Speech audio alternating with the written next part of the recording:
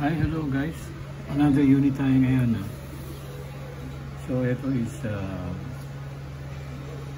Pioneer. So ito bagong dating to. Ito nga pala is for repair.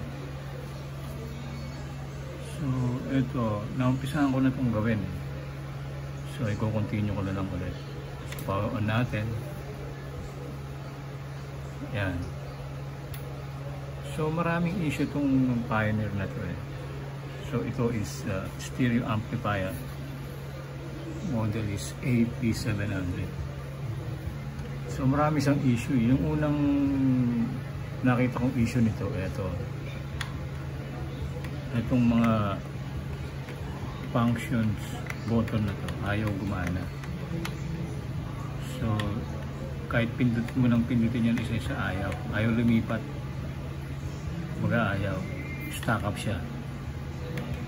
Yan. So nung binuksan ko yan,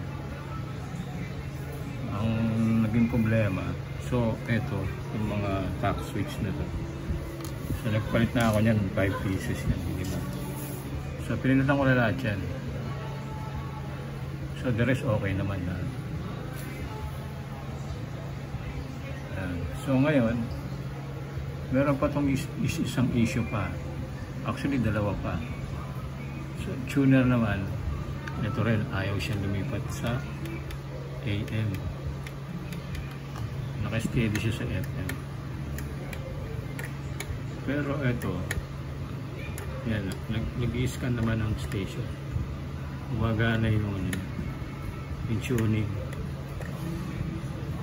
Then, ito yung mga number. Mostly mga button.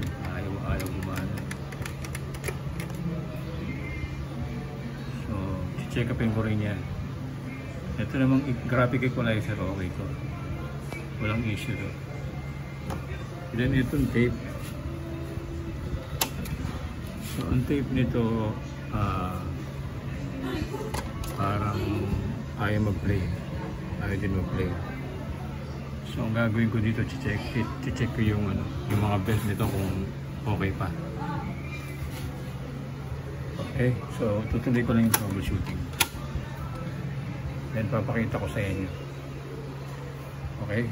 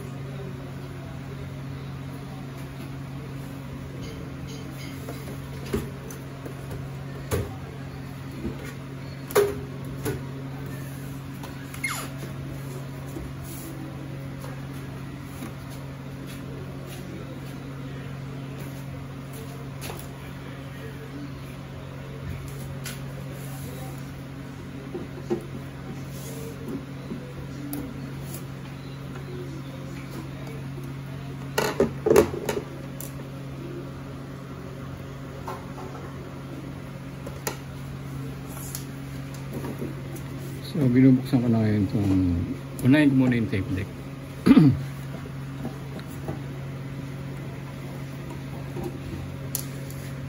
Ma-check natin yung loob niya.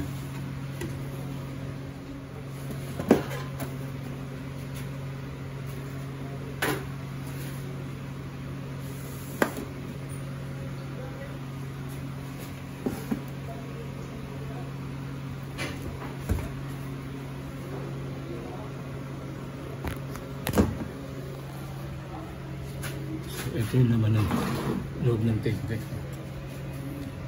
Yan, makikita natin. Medyo ayos naman. Malinis.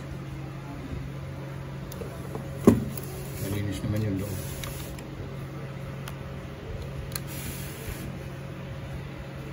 Ayan.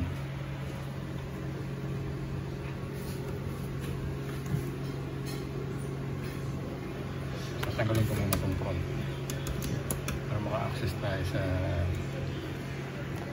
makita natin yung loob ng mechanical ng tape deck.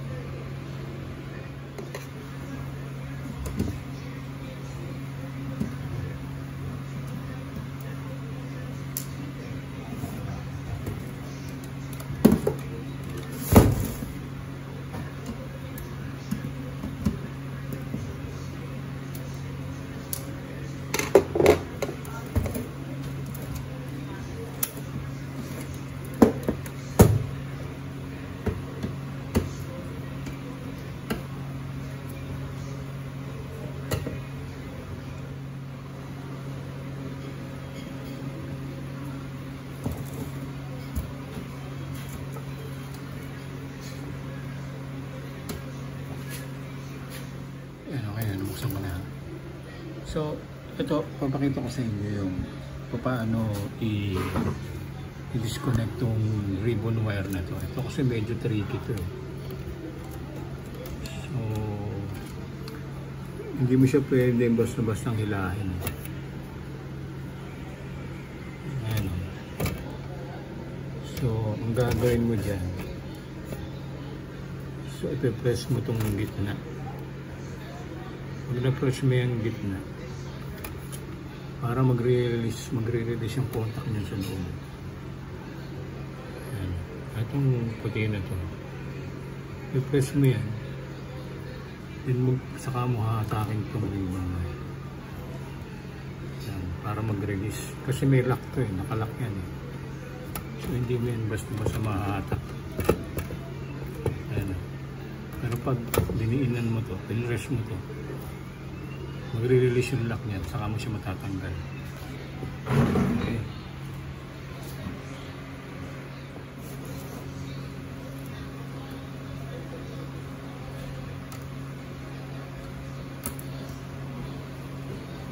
Ayan, ito, natanggal ko na. So, ganun din sa isa. Ganun din ang gagawin nyo sa isa. I-press nyo na yung gitna.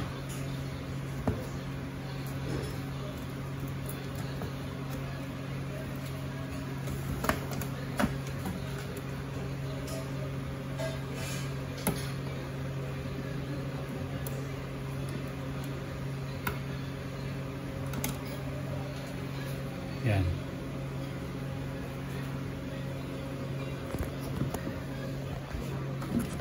So, ito yun. I-press nyo lang ito. Kasi may lock sa loob yan eh. Kaya kailangan i-press nyo. Yan, para hindi masira yung ribbon wire. Yan. Pag na-press nyo yan, kung saan mag-unlock yun, saka nyo mawagod itong ribbon wire na to. Okay guys.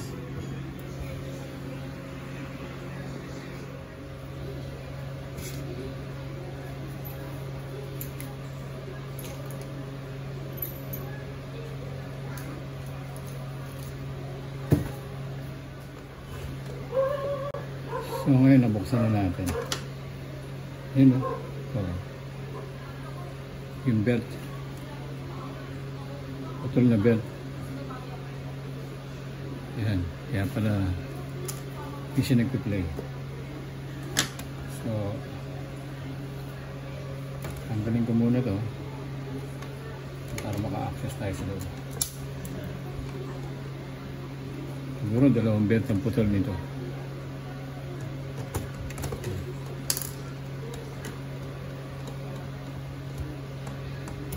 Itong pagre-repair ng tape deck eh, tsagaan to eh.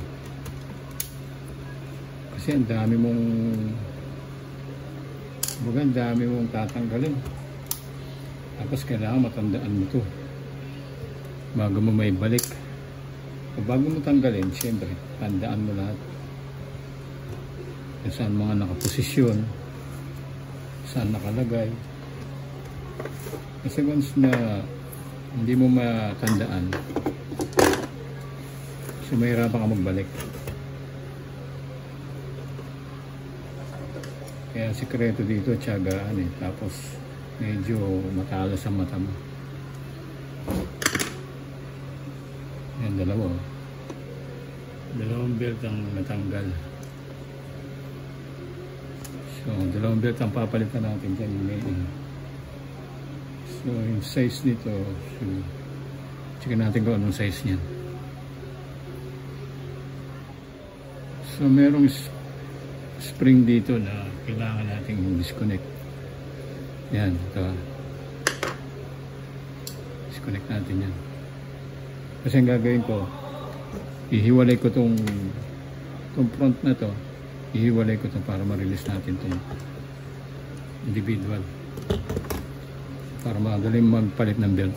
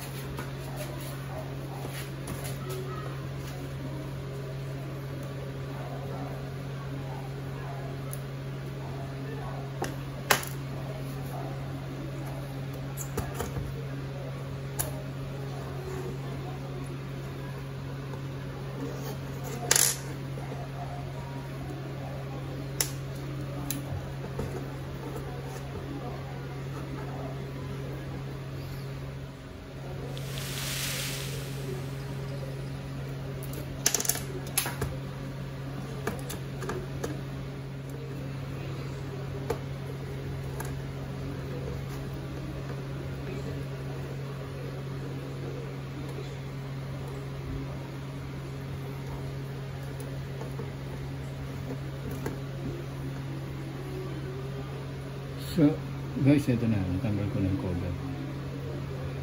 Yan. Ito na yung dalawang capstan. Take up with sa... ito yung capstan parehas. So, dito nakaapak yung... Ito nakalagay yung belt.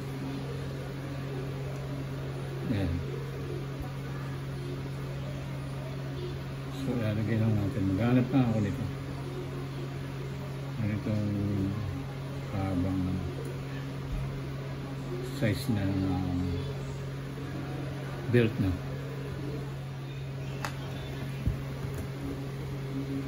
So, nakakuha ko ng isang belt na. So, itong lalagay muna natin.